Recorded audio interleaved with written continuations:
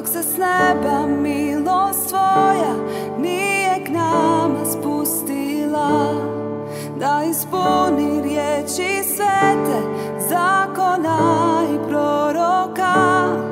To će dijete s trona slavnog rodit se u jaslama.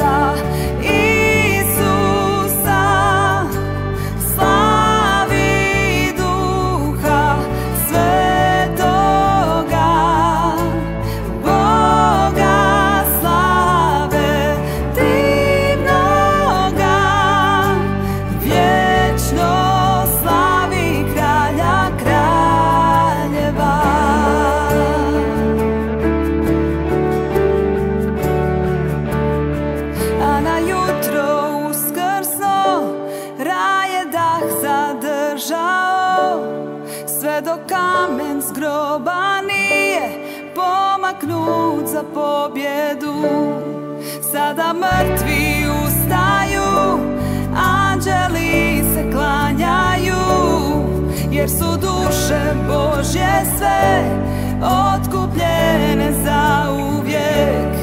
Tad je crkva